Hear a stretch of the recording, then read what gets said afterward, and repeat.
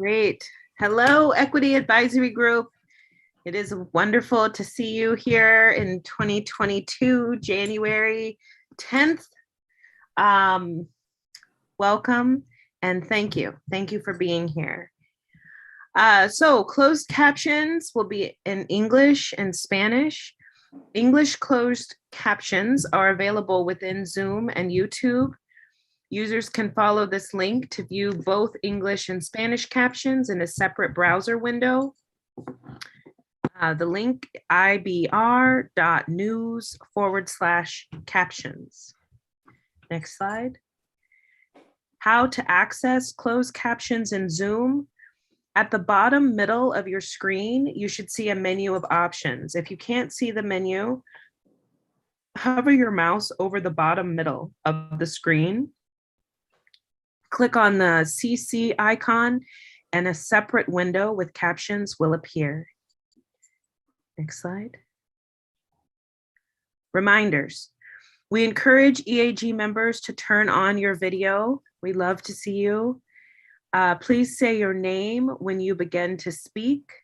If you experience technical difficulties, please contact program staff at 360-329-6744. Public input instructions. There'll be an opportunity to provide brief public input later in the meeting today. To submit input after the meeting, email comments to info@interstatebridge.org with EAG Public Comment in the subject line. Call 888-503-6735 and state EAG Public Comment in your message. For our agenda today, we start with our program administrator update. We go into the equity framework accountability, a discussion about performance measures, charting our course on design options, then public comment and close. So turning it over to our program administrator, Greg Johnson, for our program update. Well, I guess it is still afternoon. Good afternoon, everybody.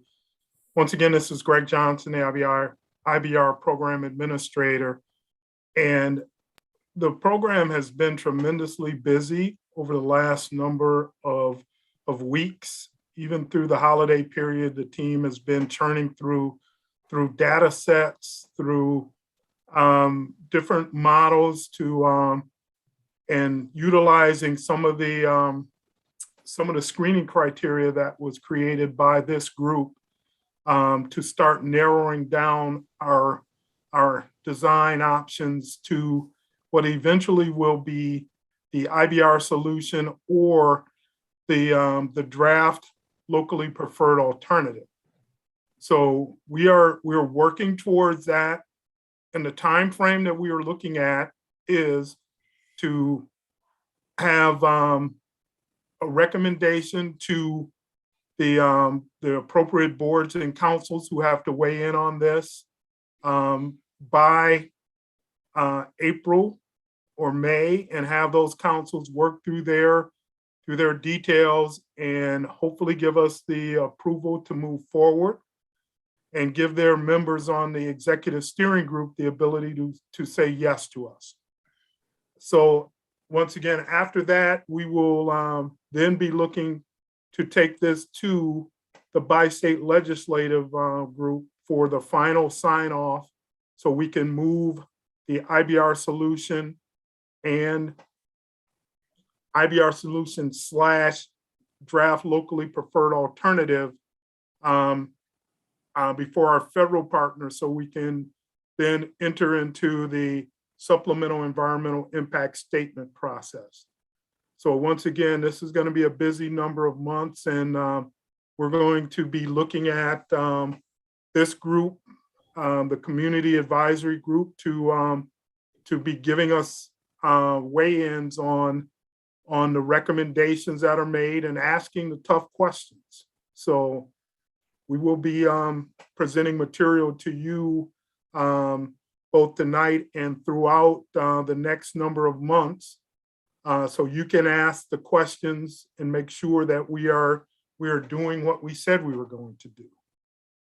So one of the other things that that we've been talking to a number of folks in different venues, and we've had a request from a couple of Oregon state representatives to have conversations with members of the Equity Advisory Group. They want to make sure that you guys feel that your voices are heard in the conversation and the things that you are telling us gets reflected in how we do business. So we're going to work with Dr. Hunt as well as John L. to make sure we are setting up appropriate venues, and maybe at our next EAG, or we may have a separate meeting to accomplish that goal. But folks do want to hear from you guys to say, okay, what are you doing? Are your voices being heard and reflected in what the program is doing? So we will be working on that in the upcoming weeks to make that happen. So other things that have been going on, we just had a key critical vote in front of the Metro Council that went well.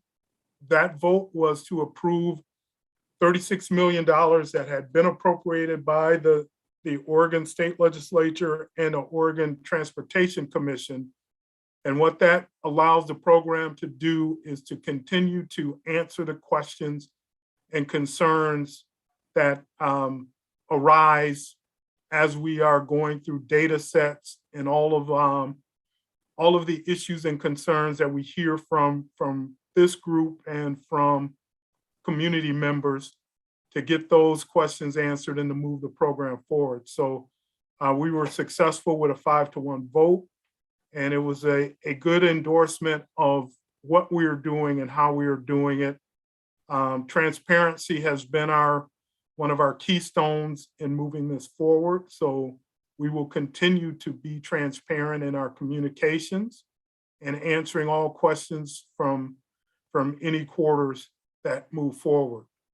But one of the biggest discussions at the Metro Council was, what are we doing for equity?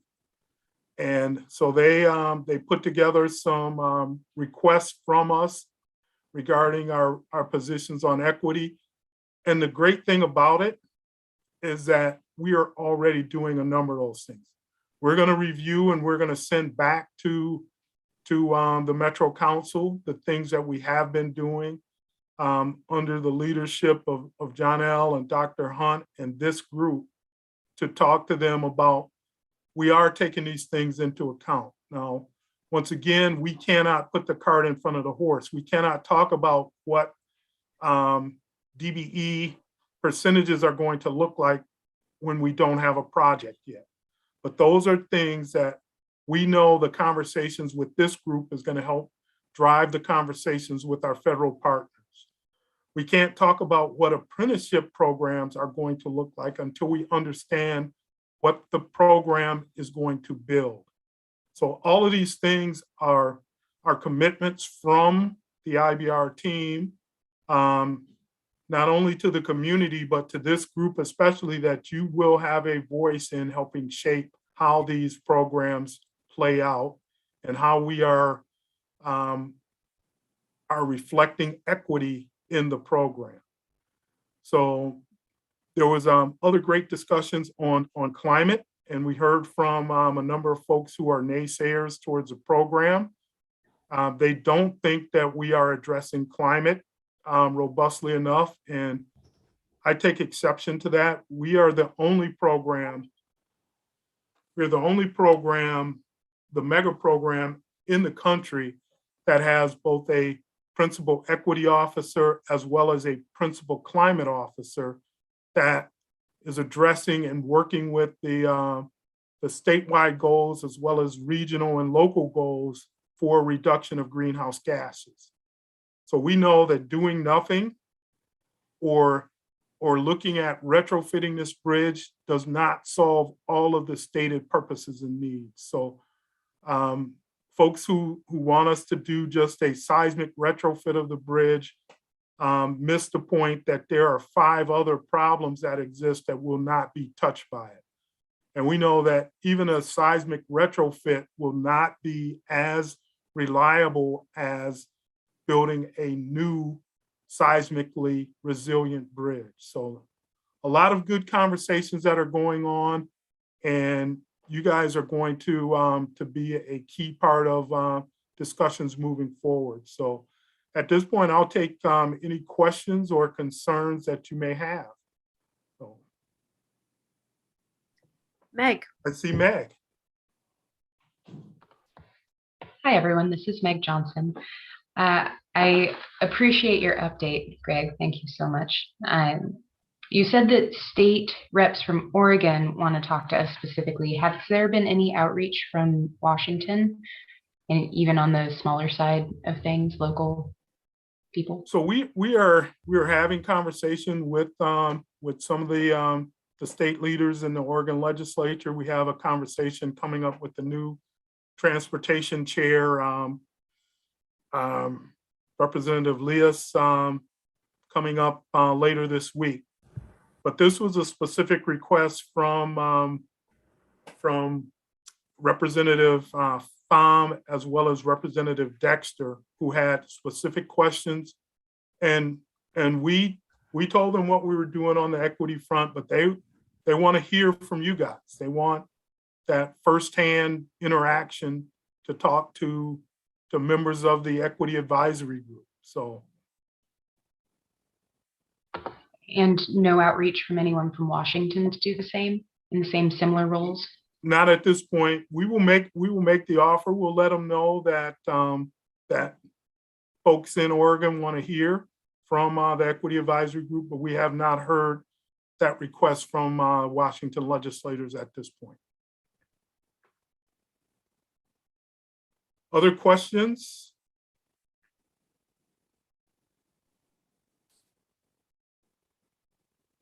Man, you guys are a quiet group tonight. It's the second week of January. Is So that still the Christmas-itis? So, it's shock. It's the shock of the new year, I think. well, I'd like to close by saying that I will not be able to stay on the entire conversation today. I am on personal time off, but I did want to give everybody the update and answer any questions or concerns you may have. I will be on for another 12 to 15 minutes if something comes up. And if there's something that the group wants to hear from me and I'm not here, we will get that question and get it answered for you. So I see a couple more folks are. We have Matt Sears and John Gardner. Matt. Yeah, so I had a question just about, you're talking about the DEI, diversity, equity, inclusion percentages and apprenticeships for the program. Yes. And you said that those things cannot be determined until we know what we're going to build. So can you give me like a better sense of the timeline there? Like at what point will you be able to make commitments like that about employing persons with disabilities or minorities as part of the subcontracting? Because it seems like, that piece of the project, if you say that you're going to wait until you know what you're going to build, it's a little vague. So I just want to get a better sense of what you mean by that. So first off, Matt, what I don't want to do is, gather folks and have them putting effort in, because this is going to be a deep dive when we start talking about what apprenticeship programs look like and how we are going to look at the programs that are necessary to make DBEs successful on a program like this. So we're looking at starting the conversations as we get the approvals from the executive steering group and the bi-state ledge early this summer. So we will be putting together subgroups, subcommittees to start talking about what this looks like and how we can make it successful. So this is going to be a big undertaking. And if we don't have commitments from the partners that, yes, we're going to move this forward, then talking about details of how, when we don't have a commitment to the what, would be very difficult. So we think this summer, you're going to start seeing some of those conversations get started in earnest. And the Equity Advisory Group will be one of the key leads on looking at ideas and vetting ideas for how we are going to approach these critical issues for the program. So Matt, I hope that answered your question. Yeah, I think it did. I feel like it's like summer is going to be the time to look back to how the program's going to start thinking about a community benefits agreement. Is that about right? That is right. Yeah, and Greg, if I can just chime in here a little bit, one of the discussion that we'll be having this evening is around the key performance indicators. The reason why we are starting those discussions today, as well as over the next several months, Matt, is to lay the foundation by which any community benefits agreement, as well as conversations relative to what we want to achieve for workforce, as well as DBE, the conversations around our key performance indicators can feed into that. So it's not too early for us to start, looking at best and promising practices, as well as having conversations as a group from a qualitative perspective. What do we want to see at the macro level? And so we know that we do want to see strong commitment from the program relative to hiring persons with disabilities. Now, we may not necessarily know what that specific goal is, to Greg's point, until we kind of get a better understanding of what the size of the contract is, because that's when we'll want to inform the contract specifications. But we can start having those conversations now relative to our key performance indicators, our values, and again, that's the whole purpose of the equity framework. Yep. Well said, John. John? Yeah, Roger? thank you, John. Yeah, sorry, and I'm having bandwidth, so I probably won't do a lot of pictures. Quick question, Greg, and maybe this is something we found we were shared with a while ago, and I just can't recall, but related to climate, do we have any data on the amount of like CO2 emissions that are happening with idling that occurs now related to the bridge and the traffic? Because I wonder, I mean, I would hope that we have some sort of information about how that could be somewhat relieved with greater flow. Because I wonder, do we have anything like that to understand what's happening? And John, we have general ideas of how much greenhouse gas is produced from idling vehicles and the hours of congestion. To have a specific number, I don't know if that exists, but we will put that question to Sarah Ogier, our principal climate officer. But we know that the curve of greenhouse gas production related to fossil fuel vehicles looks like kind of a elongated U. And so at the far left end, where you have low speeds, stop and go speeds, that's where fuel is burnt inefficiently, and that produces the highest levels of greenhouse gases being emitted from those idling and stop and go vehicles. As you get to the bottom of that curve and you get to speeds around 35 to probably 55 miles an hour, that's where you bottom out with your greenhouse gas production, because your engine is burning fuel more efficiently. Now, as you go up in speed, as you get around 65, 70, 80 miles an hour, you're once again burning fuel inefficiently, and greenhouse gases are produced at higher rates. So we're looking at all of those things, and we know that solving some of the congestion issues in the corridor is one of the tools to reducing greenhouse gas production. Now, other tools such as giving people options for those single occupancy vehicle trips is key critical. We know that if we can do some mode shift to get people out of their car onto transit or onto bicycles or walking for those trips that can support that can be supported by that mode, that's going to help. So we're going to build connected active transportation facilities that folks can get to where they want to go in a simple manner if I'm riding a bike or if I'm walking across the bridge, rather than just being dumped off without wayfinding signs, without connecting to other pathways on either side of the river.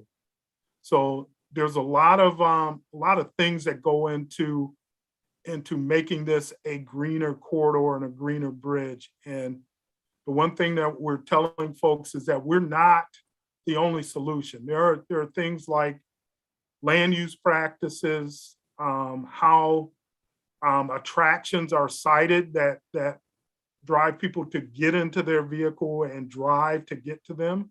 So we're looking at being a part of the solution. We're not the ultimate solution to a number of things that generate greenhouse gases. But it's a great question. We don't have that level of granularity, but we will be looking specifically at how we can reduce on a macro level in the corridor greenhouse gas production. Thank you. Thank you. Any other questions or concerns that I can help address?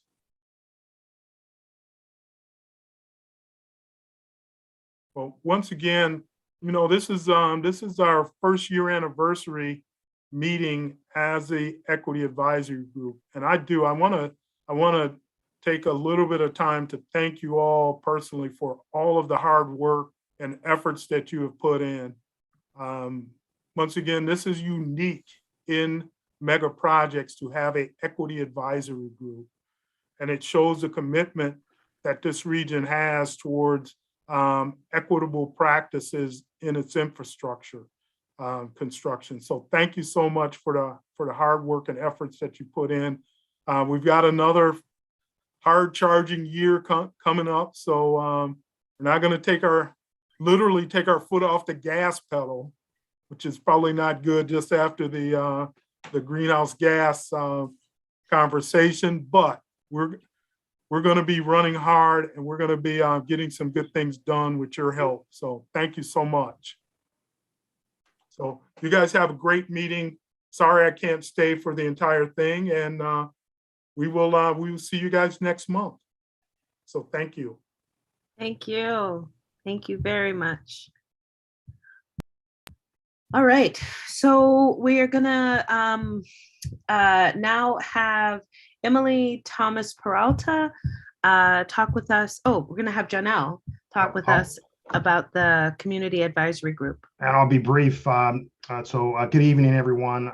Thanks again for your participation in our EAG meeting. The Community Advisory Group met on January 6th, where we had an opportunity of really rolling up our sleeves on design options, similar to the discussions that you'll have an opportunity of having today. So CAG members were introduced to the major components of the modified LPA, and again, the LPA is a locally preferred alternative, and discussed a program strategy to achieve an approved modified LPA by June of 2022. CAG members also reviewed their role in the approval process of the LPA and reviewed their approved values and priorities. You may recall that the Community Advisory Group adopted a set of values, in part reflected in terms of what we've heard from the broader community. And so all of that material was coalesced into a document that CAG has adopted as to how they would like to see the program move forward. And so that values document will be essentially a North Star for the Community Advisory Group as to how they want to see design options be reflected. CAG members voted on their top values to use as an evaluation criteria and considering design options. And then CAG members ranked which design options they would like to spend the most time considering and assessing against their approved values. Again, we'll have an opportunity of doing that again this evening, recognizing that we are on a robust timeline and we, there are a number of design options, each of which could, we could spend 6 months on. We really want to garner both from CAG as well as the EAG among all of the design options. Where would you like to spend our time together more deeply over the next several months? So that's the overall summary of the Community Advisory Group.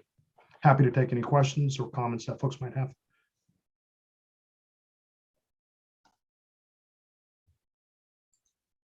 Great.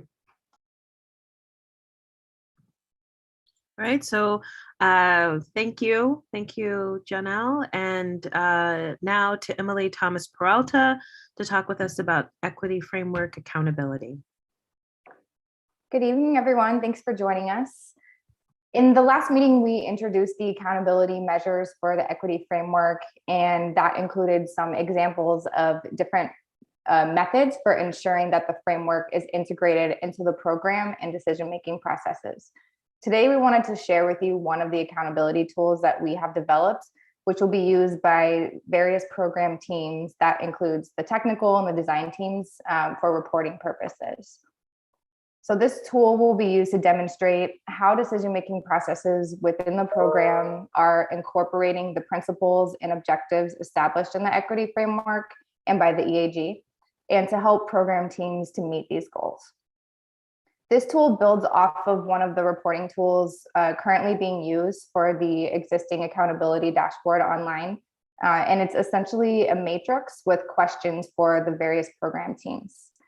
So how this will work is the program teams will conduct quarterly reviews where they will be responsible for responding to the questions in the matrix. Progress reports based on these reviews will be published on the equity accountability dashboard. And the teams will also share their progress reports directly with the EAG to get your feedback. We anticipate that the first progress reports will be completed in April after the end of the first quarter. And these reviews primarily will evaluate how and at what point equity was considered and prioritized. I'm going to share my screen here so you can take a look at what this tool looks like. Bear with me just 1 second.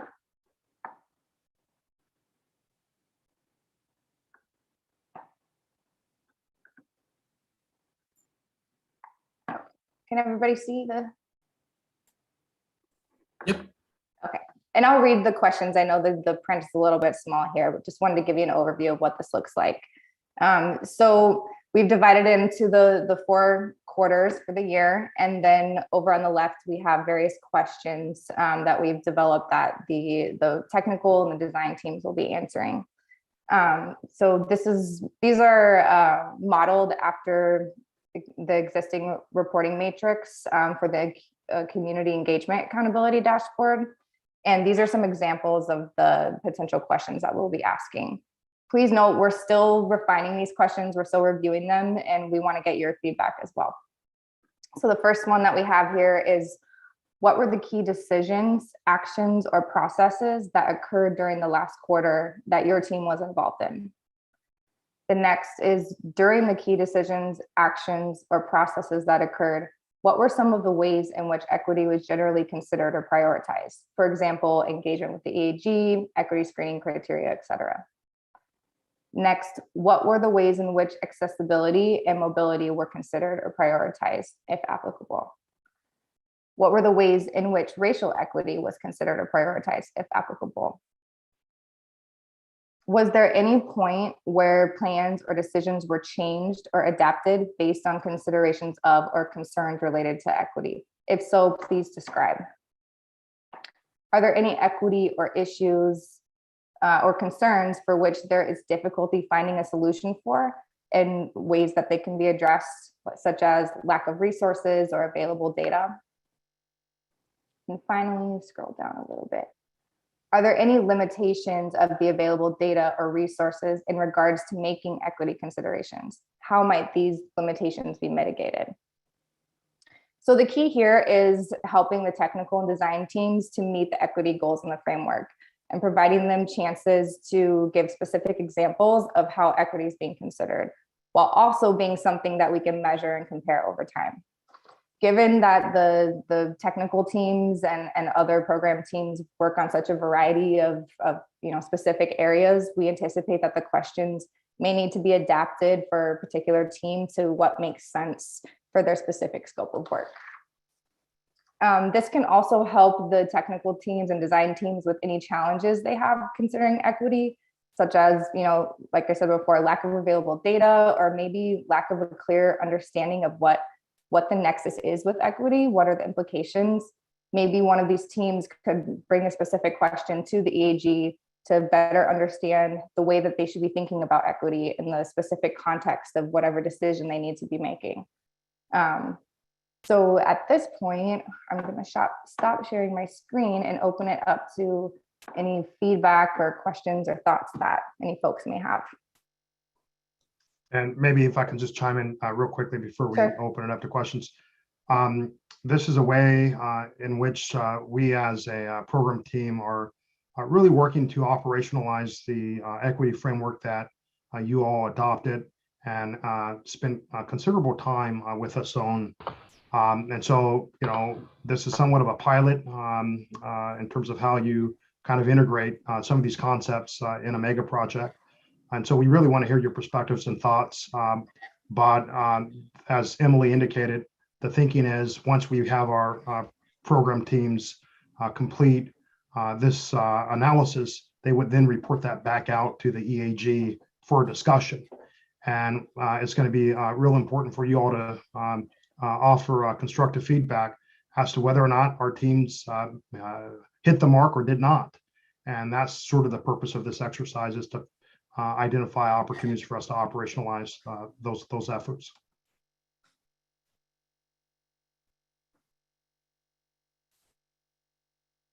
Steve, and then Shane. Yeah, thank you. Happy New Year, everybody. So I have designed a little tracking tool that I tried to use in my own program. And one of the things that I've experienced as a challenge, especially with technical folks, is when you're talking about actions, processes, all those words in one sentence, I think we need to ask ourselves, what assumptions are we making of the technical team when they read those words, what those words will mean for them as a technical person? So that's, so for example, if I'm just a typical project manager and I do electrical fitting, when I read the word action and decisions in one sentence, I just get confused. So I think when we're trying to create that tracking tool, if you have a question or a sentence, ask the question or sentence with one kind of theme that you want to ask. Is it a decision or isn't it not a decision?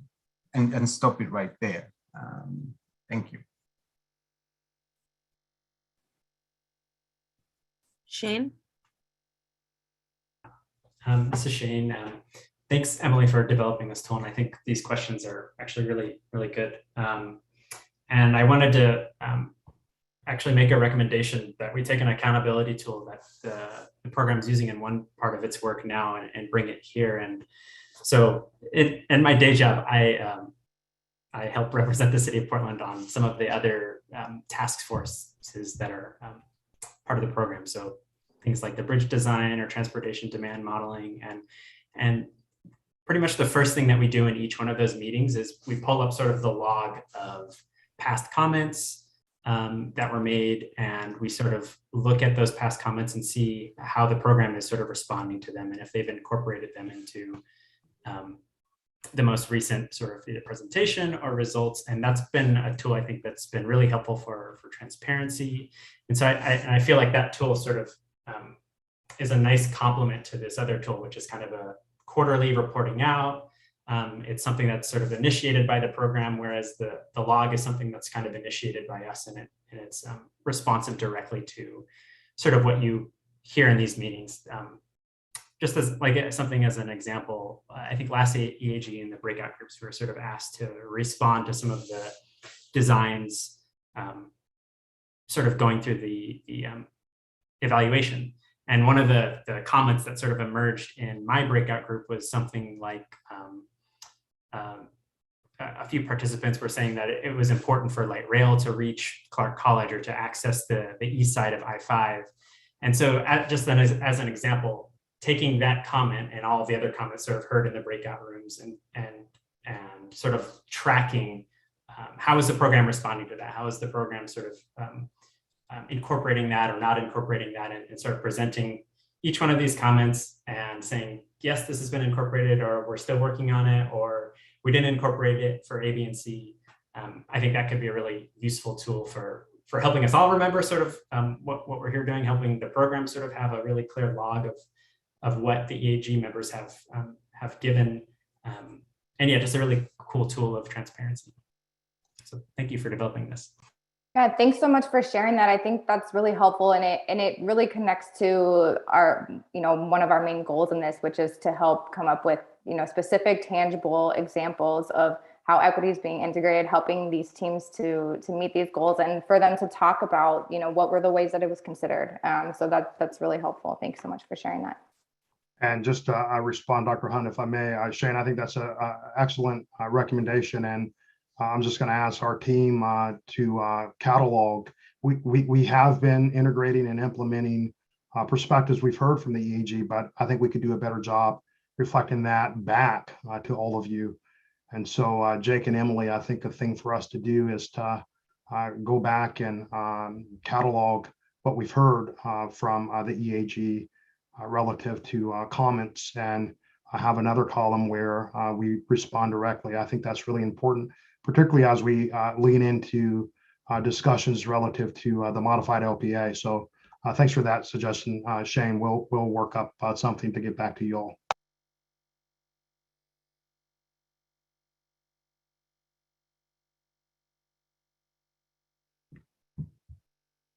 Great. Emily, are you complete? Yes, I am. Great, thank you. All right, so we are going to pass now to Jake War to talk about performance measures. So Jake, kick us off. Great, thanks, Roberta. This is Jake. Real quick, Brent, I see that there's someone, we just have a phone number that they're trying to get. Have you tried to contact them at all? Yeah, I've contacted them. They know that it's later on in the day. Okay. The meeting. Okay, great. Cool. All right, so let me share my screen again. Okay. So as John L. alluded to, a big important piece of how we move forward as a program, and how we really ensure that we are successful and that we can point to that success honestly, and understand where we're doing well, where we're not, is we need to have some performance measures. And I am sure that most, if not all of you, have experience in developing or tracking performance measures, but just to make sure we're on the same page, wanted to give a quick shared understanding, a quick overview of what performance measures are, what they are, how they're going to influence IBR, and then talk about our process here in developing equity-focused performance measures. So generally, performance measures are a way to look at your outcomes and results and put some solid figures to those. So it's supposed to generate reliable data on the effectiveness and efficiency of programs with an agreed upon set of metrics or measures. So outcomes, the way that we really want to think about them is they aren't really necessarily just what a program does or what a project does, but what difference does it make? What is the actual consequence or longer term effect of what the program did. And so it's supposed to answer the basic questions. How much did we do?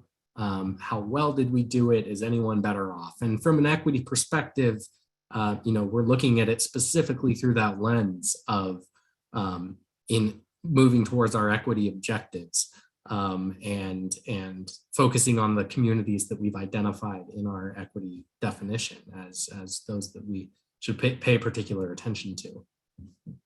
So in IBR, we talked about community benefits agreements that we're going to be developing. Performance measures will be an important piece of that, because the two will be inextricably tied together.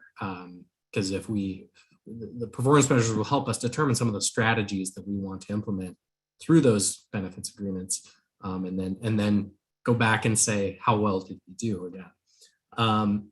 So we also want to use these measures to understand in the long term, how successful were we in working towards, there's the overall kind of 6 problems that have been identified as part of that, if you'll remember, purpose and need. But specifically in our context, those equitable outcomes that we're driving towards. And the performance measures will be a key component of program accountability. We want them to be public facing. We want them to really demonstrate how well we've done in as transparent a way as possible. So for some good examples, the I-5 Rose Quarter project, just down the road from IBR, they're a little farther along on their performance measures, and they've drafted some that I think are really, the process of developing them and what they've come up with are worth drawing some lessons from. So I listed a few here. One is the project creates accelerated and enduring economic opportunities for the historic albino community and communities of color with the potential for wealth creation. And under some of these, they have more specific metrics. Another one is increase in access to the Rose Quarter transit station for people walking and using mobility devices. Another one is a street environment that is welcoming to the historic albino community. And one more example here is that the project demonstrates a commitment to meaningful engagement of the historic albino community. So that one being a more process-focused measure. And they do have, like I said, more specific kind of numbers that feed into these more conceptual examples, but thought we'd provide these as sort of just a good, tangible, real-world example that's nearby and very much related to our project. So our process, as we've laid out in the equity framework, we drew from, if you've heard of results-based accountability. It's a model that has these sort of 4 steps. And what we intend to do, what we think has shown promise as a process, is first identifying those desired outcomes. What are the results we want to see in the program area and the region with respect to equity?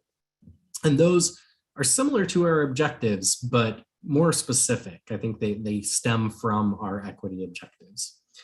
From there, what are some clear performance measures? How will we know if we've achieved those outcomes? And then, like I said, that feeds into the types of strategies, which are how do we plan on working towards those outcomes and achieving those metrics, as well as specific actions. And what do we need to do to implement the strategies? Who is responsible? When will these activities occur? And so a big, like we've said, a big piece of this is the community benefits agreement, and that'll be instrumental into all this.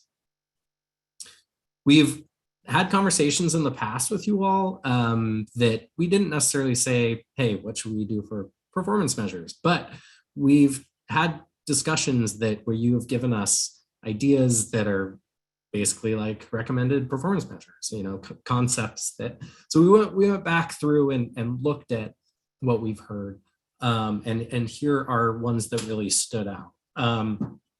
So we heard from you that measuring improvements in how many people are able to get between Portland and Vancouver for work, specifically with a focus on equity priority communities, is an important measure.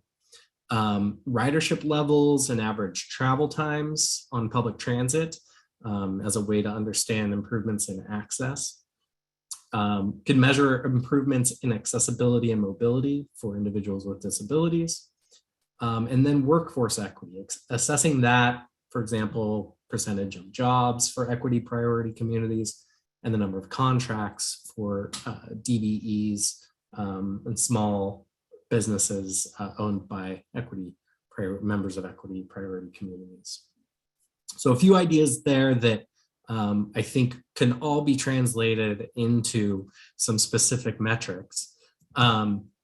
But we're going to want to build on top of that and go a little further. Right now, this is supposed to be just kind of a primer for next month when we will dig in a bit further, but I wanted to go back through our equity objectives since they'll really be a starting point for how we develop these. So just as a review, we have our 6 equity objectives. 1, mobility and accessibility. And you can, as you read through these, be thinking about some of the ways that we can codify them into performance measures. So improving mobility, accessibility, and connectivity, especially for lower income travelers, people with disabilities, and historically underserved or equity priority communities who experience transportation barriers. Our second objective regarding physical design is integrating equity, area history, and culture into the physical design elements of the program, including bridge aesthetics, artwork, amenities, and impacts on adjacent land uses. Third, community benefits, find opportunities for and implement local community improvements in addition to required mitigations. Fourth, workforce equity and economic opportunity, ensuring that economic opportunities generated by the program benefit minority and women-owned firms, BIPOC workers, workers with disabilities, and young people, among others. But those are certainly a big focus. 5, decision-making processes, and this is straight from our equity definition. Prioritize access, influence, and decision-making power for equity priority communities throughout the program in establishing objectives, design, implementation, and evaluation of success. And then finally, avoiding further harm, actively seeking out options with a harm reduction priority rather than simply mitigating disproportionate impacts on historically impacted and underserved communities and populations. So these were designed with that idea in mind of working towards outcomes, but we need to create some more specifics and then really start to get into what that means for measuring success. So the next step here will be reconvening our subcommittee that focused on screening criteria. That was originally meant to be performance measures and screening criteria. So now we're getting to the performance measures piece. So we'll send out a call for any additional volunteers, or if existing volunteers want to, whether you're still able to participate on that. But we want to convene a meeting ahead of next month's EAG to take a bit of a deep dive and then bring what we talk about and where we land, at least initially, to the next EAG meeting. And then over the next, we're going to be developing them over the next several months, and it'll be an iterative process for sure. But we know there's a lot of expertise out there, so we're excited to get going, and that's just a little bit of a teaser ahead of when we really dive in. But before we move on to the next one, we can take questions or comments.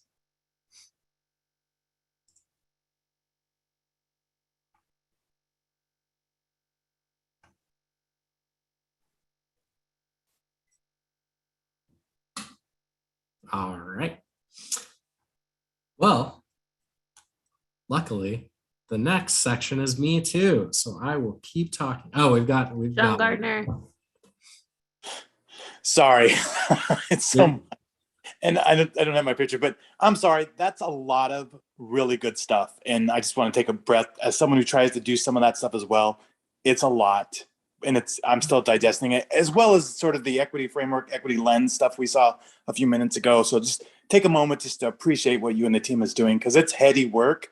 And I think as we get into it, I mean, this is the tip of the iceberg, but it's very impressive. So I just wanted to go on record saying that. So thank you. Thanks, John. Team effort for sure. Thanks a lot, John. That was great. I think Jake needs to hear that. That's nice. That gets. I'll say 2022 is now looking optimistic. Meg. Hi, this is Meg again. For these specific performance measures, are we going to be looking for qualitative information as well as quantitative? So are we looking for actual numbers of people crossing the bridge by foot or by mobility aids? Or are we just kind of hoping to get interviews with people to say how they like traversing the bridge now? I think we're going to want to have a mix of both quantitative and qualitative, obviously, especially when it comes to equity, as you know, definitely is not everything is as measurable as other things. So we will probably have to get creative on some of it and say, you know, how do we measure this thing that can be kind of nebulous, but maybe we can take our best guess or come up with some ideas of how to do it. But yeah, I think there will be some hard numbers, and I think there will be some things that we need to think of in more qualitative ways. Steve. Yes. Well, just like John said, amazing work. I like the RBA stuff. I'm really stoked to see that, which brings me to my question, especially with the equity lens. What's the integration thinking that you're thinking of applying the RBA plus the equity lens? You know, it's just your thinking, and we can even take it offline later on if you don't want to. I mean, we don't have to address it here for other folks that are just not into the RBA stuff, the results-based accountability stuff, and just the thinking. So my thinking behind it is that we have our objectives, and while there's some language about outcomes in there, we need to be more specific about the outcomes we're looking for, but then tying those, you know, having those stem from the objectives, I think gets us to that starting point of outcomes that then we move to performance measures from there. But then as far as not sure I know how to answer a question about the integrating the equity lens piece, like the questions that we've, is that what? Yeah, that's what I had in mind, because if you're thinking of the outcomes, then how do you actually hold the folks that are implementing accountable? Because that's what the lens is supposed to be doing. So what's the connection there? Yeah, I think we can use some help thinking through that, how we can make that tie more explicit. Very open to ideas on how that, and it sounds like, Steve, you've got some good experience that you could lend to that. So thanks for volunteering. Oh, I just did it to myself, didn't I? Shane. Yeah, and like Steve, I'm also really glad to see you guys sort of bringing RBA into it. It's a framework I'm pretty familiar with, and it's a really good one, really clear, and it asks really good questions. Jake, your response to Meg made me think about just about sort of, we were talking about sort of there are things that are maybe nebulous or maybe hard to get a measure of, and I'm just wondering about how I know sort of the evaluation of the different sort of design features of this project are underway, and part of that screening criteria, I think, took some of the criteria from the equity framework. And I'm wondering, to that point about nebulousness and difficulty measuring certain things, if we have any feel for if we were sort of able to measure everything we wanted, or sort of account for everything we wanted that was expressed in the equity framework, or if there are certain things from the equity framework that don't maybe make sense in the context of a particular design feature, design element, and if the program needs any help sort of coming up with additional meaningful equity measures. I guess I'll kind of leave it at that. Does that make sense? I think so. And something that comes to mind for me that's difficult is on that process side.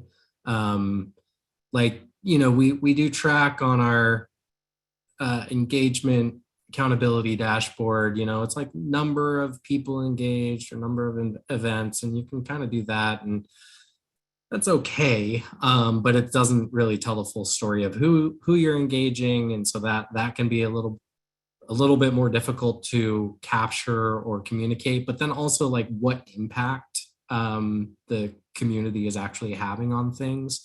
I know in Rose Quarter, something they kind of toyed with was doing like number of decisions that changed as a result of community, and that I can see being useful but not perfect, because if say a decision was already a good decision for equity and furthering equity, then it shouldn't have changed, or maybe that decision should have been gotten to organically from the ground up with the community, so the community didn't have to change it, they formed it.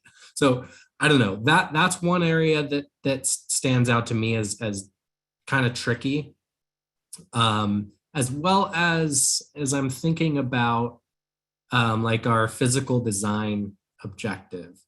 You know, to what degree do we feel that a certain aesthetics or amenities are adequately, they adequately, like, say, honor the history of the area or the communities. It's a little bit more gray for me in those two. Thanks for fielding that question. I wasn't specific. You got to the very end, and you got to what I was trying to talk about, which was the equity objectives, and sort of that's what we kind of tried to pull into and we pulled that into the program level sort of desired outcomes. But just seeing if they got pulled through to the screening criteria, and how something like you're mentioning, like physical design, is just seeing if that objective is relevant in sort of every context that we're evaluating, and if it's not, if we need to come up with another way to get at the different equity implications of different design choices. But I think you got to my question, so thank you.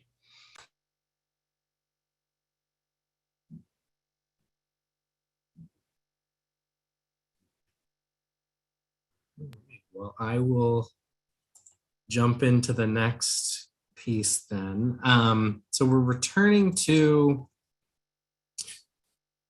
and I'm going to share again some information that we shared with y'all in November.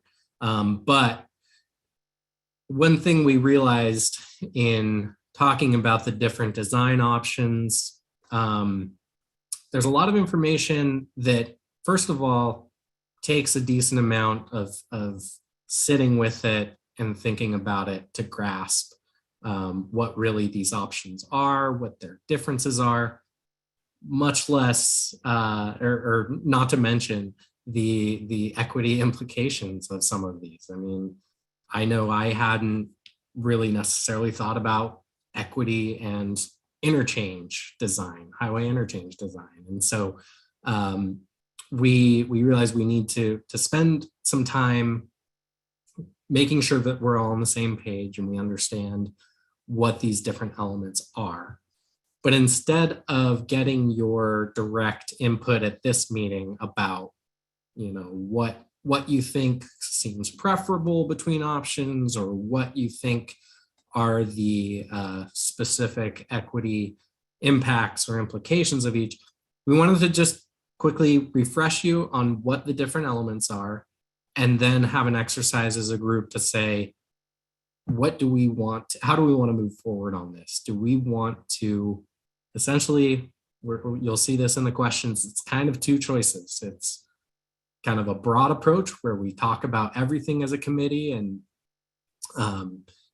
try to cover it all over the next several months, or an approach where we look at a subset of those, a couple of the elements of the design and dive deeper into those, spend more time on those. So be thinking about that as I go through this, and then we'll have a small group discussion to try to get to that. So the LPA, the locally preferred alternative that we're getting to, which is it's these design options, and it includes these elements of design. So there's the bridge crossing, so kind of the structure of the bridge, how it crosses the river. The interchanges on Hayden Island and at Marine Drive. Downtown Vancouver and how the bridge connects to the streets in downtown Vancouver. The highway interchanges through and north of downtown Vancouver. And then the public transit, high capacity transit option. So those are the real kind of big decisions that are going to go into this modified LPA by June. Noted here is that active transportation improvements, they're integrated into all of them. So really meaning that regardless of what decisions are made here, there's going to be high quality bicycle and pedestrian facilities that really don't hinge on the decisions that we're talking about at this point.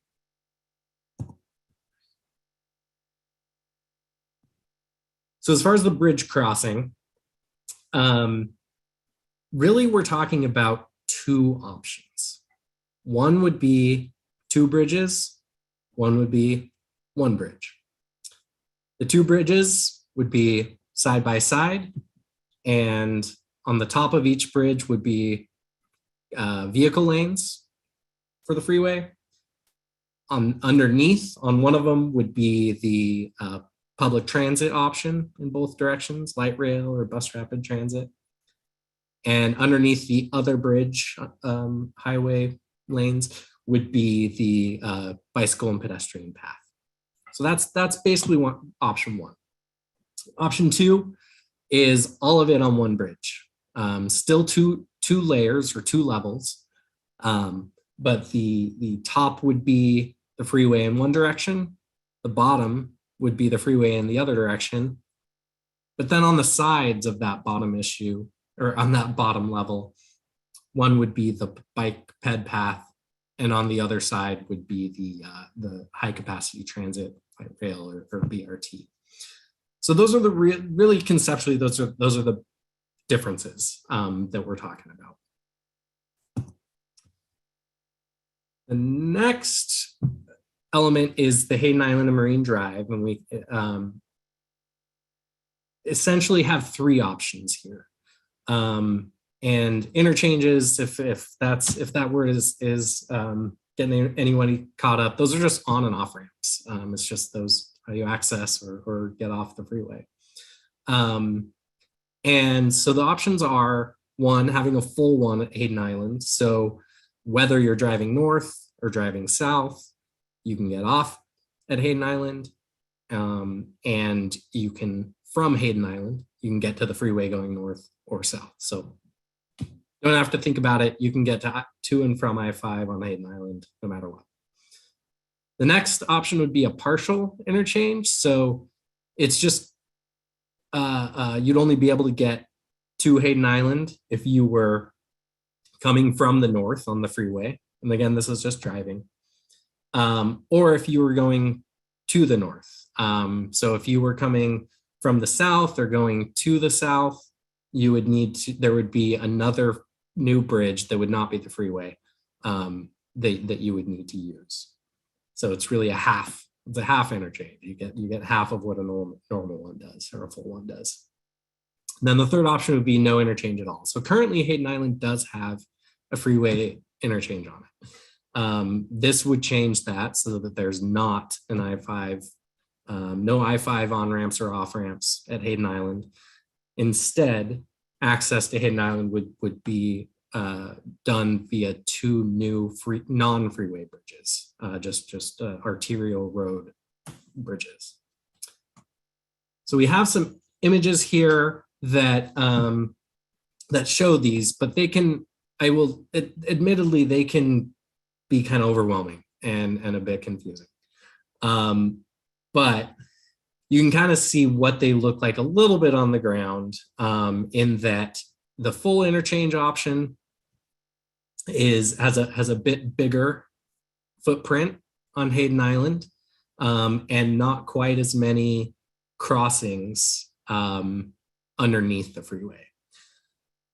But you get that access in all directions.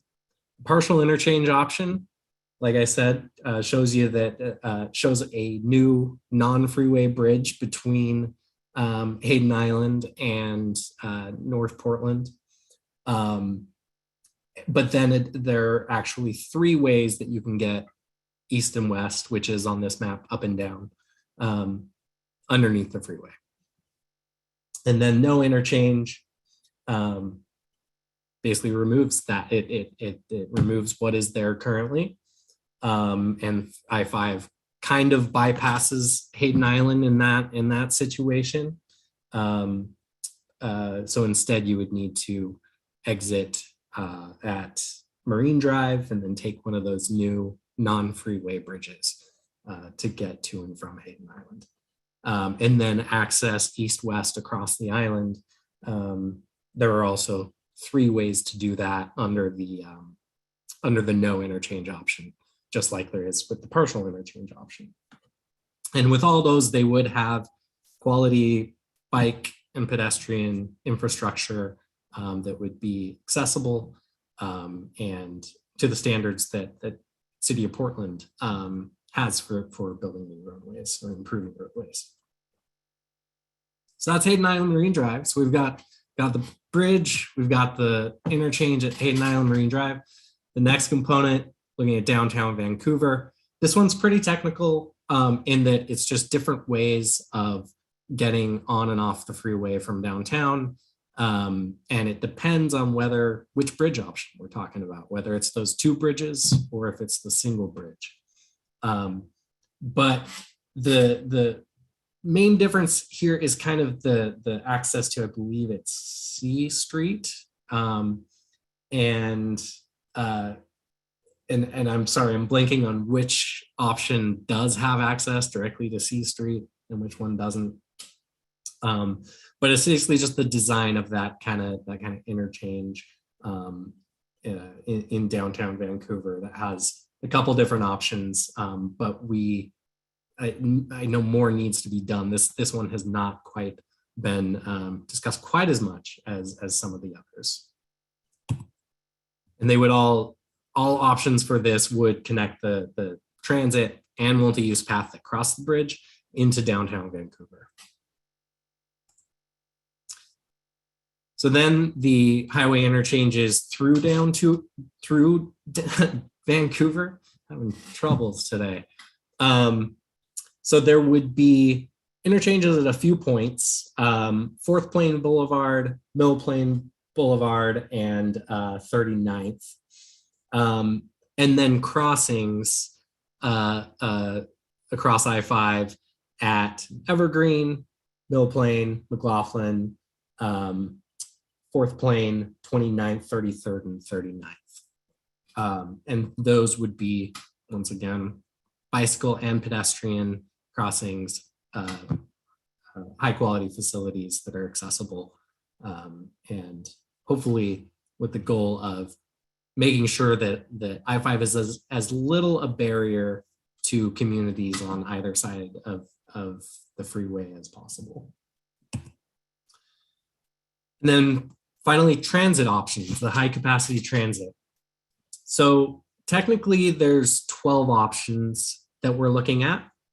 One would be a no build, so no change over what is there today. And that's honestly not a very realistic option, but it's there for comparison purposes. One option would be having a bus on shoulder, so it drives. I don't know if any of you have experienced that. In Washington, they have it where the bus can go on the shoulder of the freeway to bypass traffic during busy times. So that is an option. It probably is going to be a part of any of the solutions, but in theory, it could be just that. There are a few bus rapid transit options. There are several light rail options, and one option that would be both bus rapid transit and light rail. So the differences between these are where the stations are and where exactly the track or path or street goes. All of them include dedicated space for high capacity transit between Expo Center and Hayden Island. They include space for transit on the replacement bridge. And then just like there are express buses operating on the shoulder today, those would still exist. So those would not be going away and could even be additional ones. So those are the elements. And as you learned last time and we're probably reminded of this time, there's a lot there. There's a lot of information, a lot of decisions to be made. And so we want to kind of defer to you on how you want to move forward. Whether you feel it's important that we discuss and provide input on all of those, or if we want to go deeper on a couple or a few, and spend our time that way. So to that end, we want to break up into small groups and have those conversations, specifically through the lens of thinking of our equity objectives. Where is our focus? How is our focus most promising to work towards those equity objectives? And then second, given how you're thinking about what our path forward is, what data or information can we continue to provide? Can we provide that we haven't provided? What should we be thinking of that you really need to inform your feedback and thinking on this? So I guess before we go into the groups, any clarifying questions?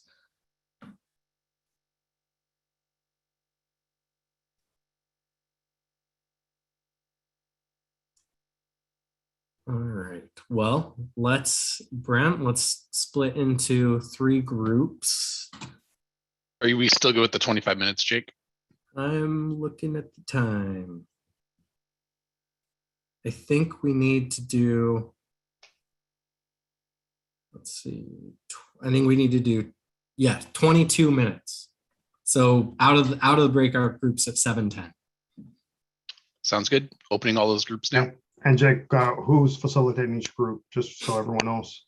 Oh, so you'll have Janelle, you, me, and Emily will be in separate groups, and we'll be facilitating / taking notes on it. But okay, is there a link for us to capture notes via Jamboard or something? I don't have a Jamboard. Okay. All right. Shoot me the questions again, please. Sure. And thanks.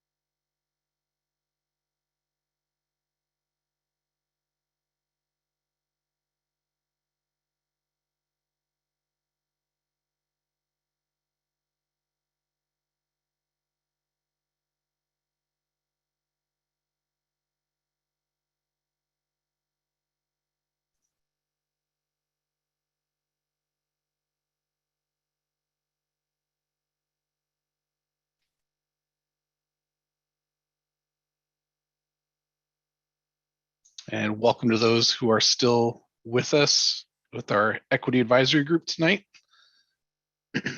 To present live public verbal comment tonight, you can call in by dialing 669-900-6833. The meeting ID is 986-0940-5983. The passcode is 701376. There was an issue on the program website, but I've reached out to the website team and had that issue resolved. And also, this information is in the description of the YouTube video for tonight's meeting. Once you have called in, we'll bring you into the meeting. You'll dial *9 to raise your hand. We will call on you with the last 4 digits of your phone number, *6 to unmute yourself. Please provide your name and affiliation, and you'll have 2 minutes to speak. If we run out of time and you have not had the chance to speak, you can still provide public comment after the meeting. To submit public comment after the meeting, you can fill out the comment form on the program website or email your comments to info@interstatebridge.org with EAG Public Comment in the subject line. Alternatively, you can also call 888-503-6735 and state EAG Public Comment in your message. Written comments need to explicitly say EAG Public Comment in the subject line or in the body of the message for them to be identified and distributed to EAG members. All written comments must be received prior to 48 hours in advance of each upcoming meeting in order to be distributed to advisory group members, and comments received after that point will be distributed to members in advance of their next meeting. So I'll leave this slide up here for those of you who would like to participate in public comment. And for the current call-in person, we see you there, but please be aware that there is a bit of a delay between YouTube and your phone. So please listen on your phone and not YouTube when it comes time to public comment. And that delay is about 30 seconds or so. Thank you.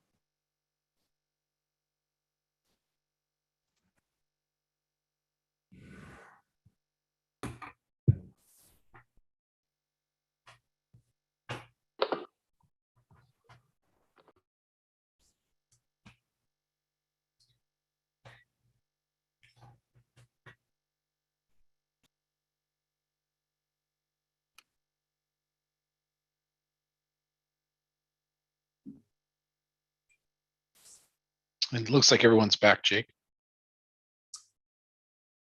All right, did we lose Roberta? Oh, Roberta's here. There, Dr. Hunt?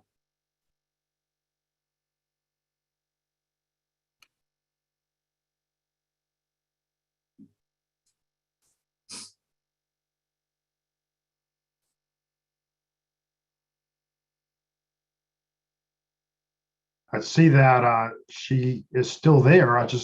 There, she's back. There we go. Sorry, I was encouraging my son to not be so loud in his counting. So forgive me. All right, so I think we're going to have a little bit of report out. Can we have some, which group would like to go first? How about Janelle? Would your group go first? Sure. Yeah, and I'm going to ask Tempest to help report out. Tempest, if you wouldn't mind kind of reporting out what we discussed. Thanks for taking those excellent notes. Tempest, did we lose you? We might have lost Tempest. So let me. Oh, Tempest, are you there? Yes, sorry about that. Okay. I just lost my notes here. Just one moment. Okay. Not a problem. I'll try to cover it real quickly. So to the first question, what we heard from EAG members was prioritize transit, interchanges, as well as the bridge crossing. A lot of conversations relative to those three being key priority areas, particularly as you think about that through an equity lens. In terms of data, and I'll ask my EAG folks to kind of weigh in here, is making sure that we are reflecting back to the EAG what we're hearing from the community, whether it's via our community surveys, whether it's through our listening sessions. That was one element, as well as identifying ways in which to really create opportunities for the folks that we've given mini grants to. Some of the community-based organizations that we've given mini grants to weigh in and participate in this process as well. So those are some of the things, top lines. Team, what did I miss that would be helpful for everyone to hear?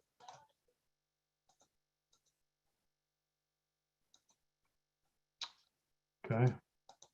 Hearing none from the group. This is Matt.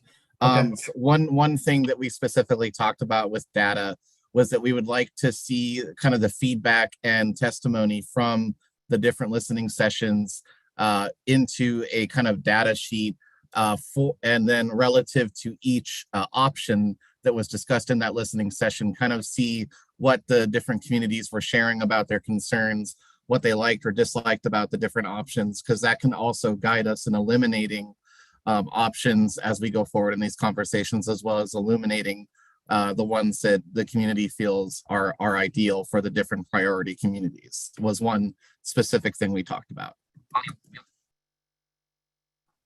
Anything else from the group? Can I just ask a clarifying question? So, John, you said transit, Interchanges. So, River crossing. So does that take anything off the table? Well, our group is robust, Jake. What do you want? What do you want? What do you Sounds want? good. We're aiming high. No, that's fine. I just wanted to be clear. Yeah, and the concern on interchange, and not to speak for the group, is particularly Hayden Island, the no interchange option could potentially have some pretty significant equity implications. We know there are a number of low-income housing units on Hayden Island, as well as the importance that is perhaps to a lot of equity priority communities who might be shopping, for example. So that was one of the things that came up there.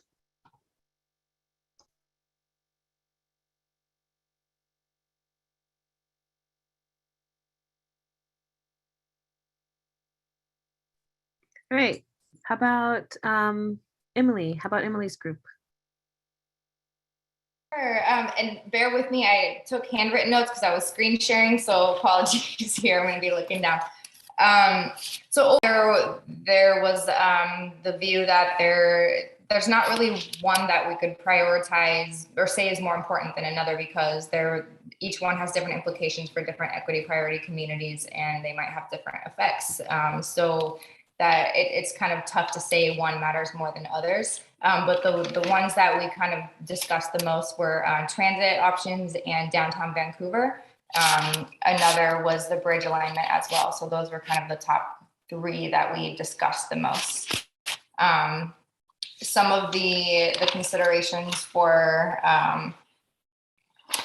downtown Vancouver was looking at safety and access to the bridge, also looking at the Vancouver waterfront and implications or considerations of equity as far as income, and kind of what those areas are more tailored to, accessible for, et cetera. And then for some of the additional information that we felt would be useful, was wanting to know statistics about if there's differentiation between transit modes like VRT, LRT, if there's higher usage rates for people with disabilities, and if so, that would really help to inform a preference on one mode or another. Another piece of information that the group was interested in was hearing from businesses and communities currently in downtown Vancouver and residents living on Hayden Island to better understand from their perspective what those potential impacts could be for the interchanges.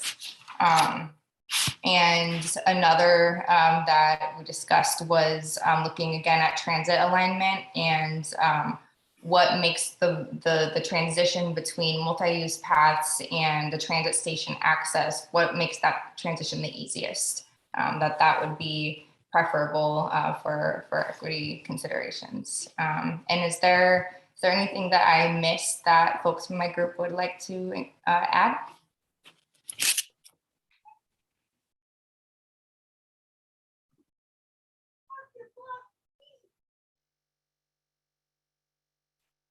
Did you say environmental considerations? Thank you. That's actually one that I missed. Thanks for. Okay. Well, so it was environmental considerations of the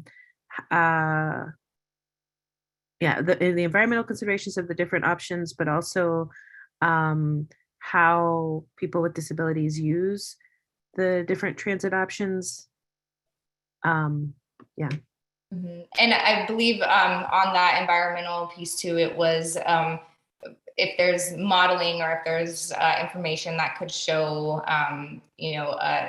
transitioning from a certain alignment or option that would help to encourage folks from single car usage to alternative transit modes. So some interest in seeing how that might be shaped by the different options.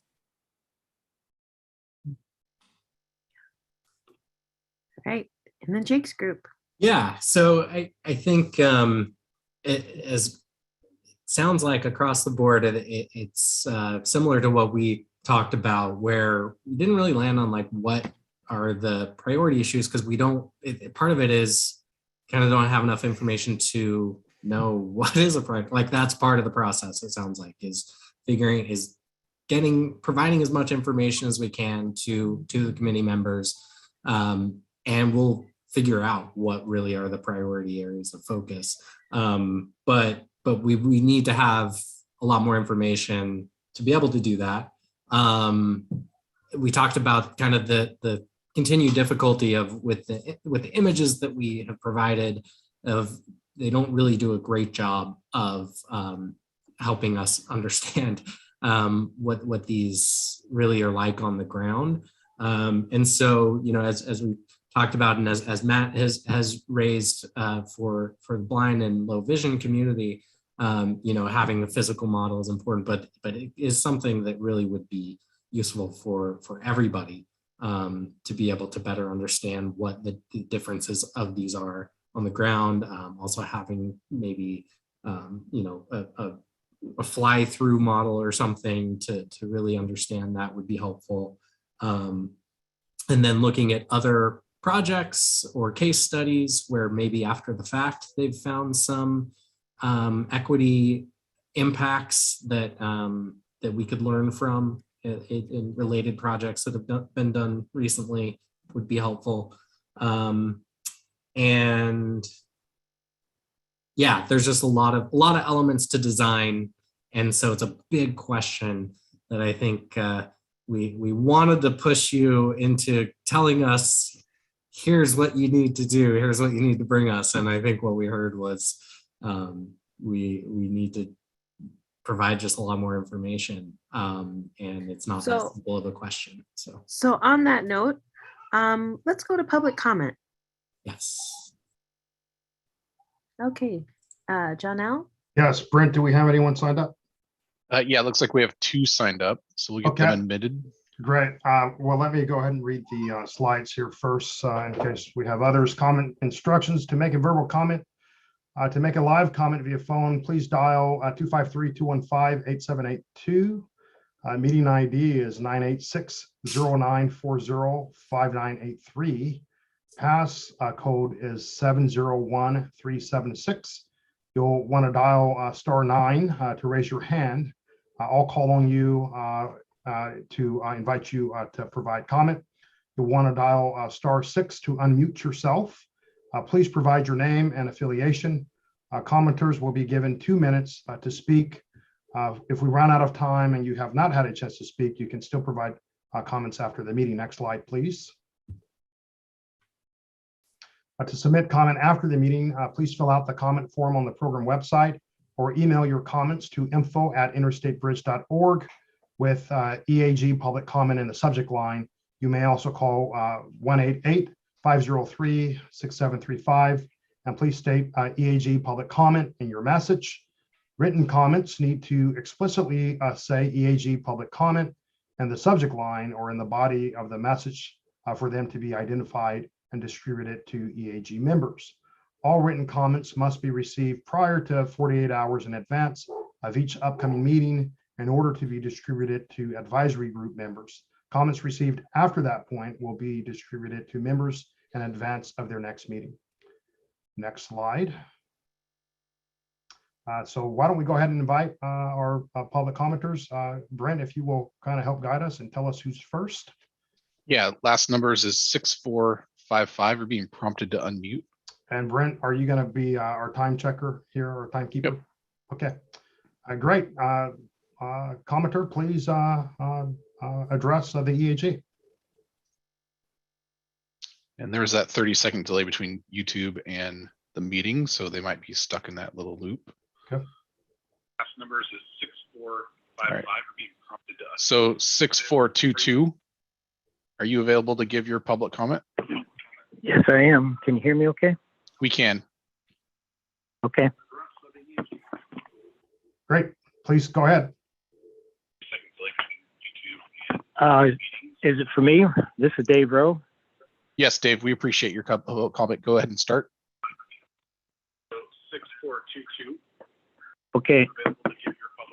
This is David Rowe.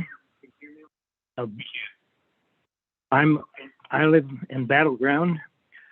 The IBR program has been meeting. Is it for me? This is Dave Rowe. Yeah. Okay. let me start over. I think we had some technical issues. The IBR program has been meeting for a year. The result has been not much different than the 2012 CRC solution. 42 years ago, on January 27, 2000, the Oregon and Washington State Departments of Transportation issued the Portland-Vancouver I-5 Trade Corridor Freight Feasibility and Needs Assessment Study. This report pointed out the I-5 corridor requires a multifaceted solution. Not only interstate highway expansion is necessary, but rail is needed to be part of the solution. Rail service provides equity because all citizens do not have access to an automobile. The IBR program must study new methods to move people and freight.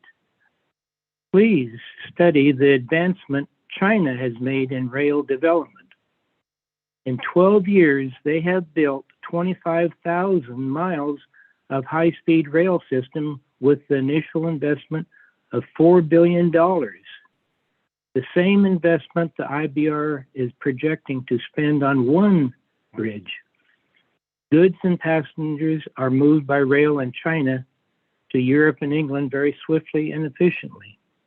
And also Germany's development of battery-powered passenger rail service should also be studied. Freeway expansion only caused traffic jams in the 20th century and will not be any different for crossing the Columbia River. Thank you for your IBR time, program sir. We're going to try to get to the next public commenter. The if you don't IBR mind. program must be out of this silo that was built in 2012. This project must be designed for citizens and freight to use for the next 100 years. Thank you. Thank you, sir. Appreciate it. Thank you for your comment. And 6455, if you could unmute, we'll give you one more shot here. One more chance, I believe.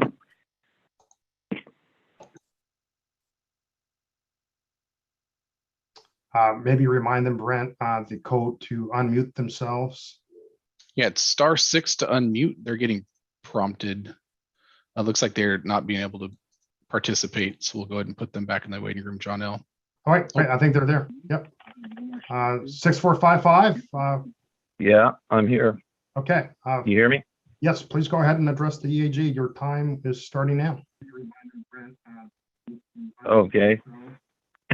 Good evening, folks. My name's Brad Perkins. I'm the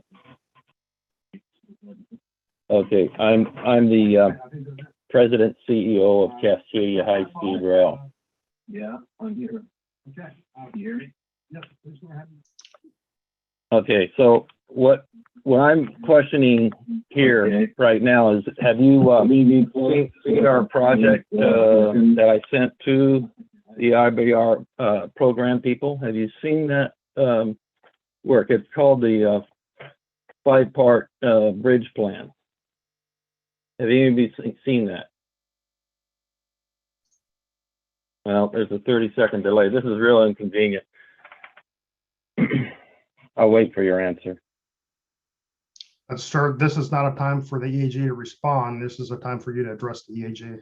So please continue. Oh, well, it's hard to, understand what's been seen or what hasn't been seen. So, I base my comments. I'll explain it to you then. Basically, what we're proposing, we just finished an EIS study. We've been around for 15 years. A big part of this study is a bridge over the Columbia River. That's where we start. That's where we begin our Cascadia high-speed rail. It runs from Portland to Seattle. It's a great alternative. Sir, you got 15 seconds left. Portland to Vancouver from the Rose Quarter. It's a great opportunity for people who live and work near a station. You talk about equity. This is the answer for equity. Okay. And the bridge plan itself has room for seismic upgrading. All right, sir, we're at 2 minutes. We appreciate your time. And also, good public comment engagement this evening. We'll make sure that we circulate the report that was referenced if we received it. Jake, I don't know if we did receive it. No, Okay. I'm sure that it's been sent to the others in the program, but not specifically to EAG. But I guess we can reiterate on screen here that, yeah, if you do want the EAG to see something, you need to email it with EAG in the subject line. Great. Dr. Hump, back to you. All right, so let's quickly pull up our meeting evaluation poll. So please fill that out. And we are going to meet again on February 21st, 5:30 to 7:30, where we're going to talk further about design options and performance measures and continue our conversations about climate and equity. Also, please put in your calendars, March 21st, we'll be meeting 5:30 to 7:30. All right, so thank you very much for your time and for your participation. And we will close out and see you all February 21st. Thank you, everyone. Have a great evening. Okay. Thank you. Bye, everyone.